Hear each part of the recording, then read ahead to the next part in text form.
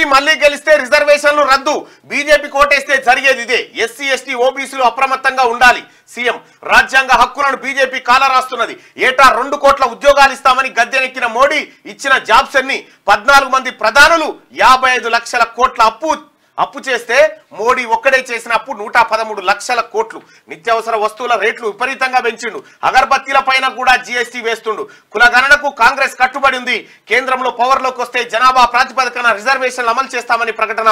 బీజేపీపై 10 ఏళ్ల మోసం 100 ఏళ్ల విధ్వంసం పేరిట ఛార్జ్ షీట్ రిలీజ్ చేసింది నిన్న కాంగ్రెస్ పార్టీ.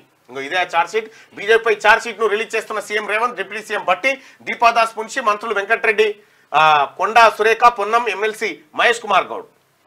ఇక దేశంలో నరేంద్ర మోడీ మళ్ళీ గెలిస్తే ఎస్సీ ఎస్టీ ఓబీసీ రిజర్వేషన్లను రద్దు చేస్తారని, బీజేపీకి ఓటు వేస్తే రిజర్వేషన్లను రద్దును సపోర్ట్ చేసినట్లవుతుందని సీఎం రేవంత్ రెడ్డి అన్నారు. ఎస్సీ ఎస్టీ ఓబీసీలు అప్రమత్తంగా ఉండాలని ఆయన సూచించారు. లోక్సభ ఎన్నికల రిజర్వేషన్లు ఉండాలా వద్దా అనే రెఫరెండంతోనే జరుగుతున్నాయని తెలిపారు. 2025 నాటికి రిజర్వేషన్ల రద్దు ఆర్ఎస్ఎస్ ఎజెండా.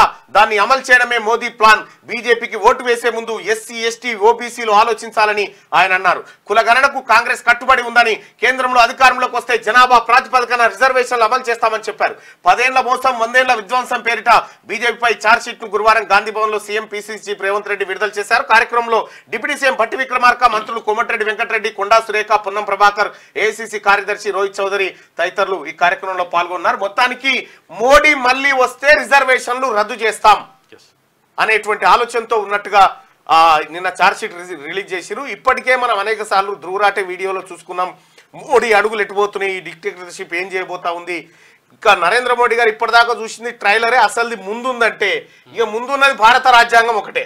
ఆ రాజ్యాంగంలో ఉన్నటువంటి హక్కులు, రిజర్వేషన్లు ఇవేమన్నా ఆగం కావాలి అయితే ఇక